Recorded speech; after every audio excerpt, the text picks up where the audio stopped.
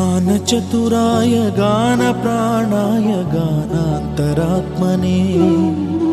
गानोत्सुकाय गानमत्ताय गानोत्सुकमनसे गुरुपूजिताय गुरुदैवताय गुरुकुलस्थायिने गुरुविक्रमाय गुह्यप्रवराय गुरवे गुणगुरवे गुरुदैत्यकलक्षेत्रे गुरुधर्मसदाराध्याय गुरुपुत्रपरित्रात्रे गुरुपाखण्डखण्डकाय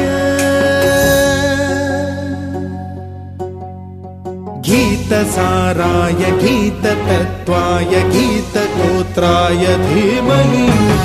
गूढगुल्फाय गन्धमत्ताय गोजयप्रदाय धीमहि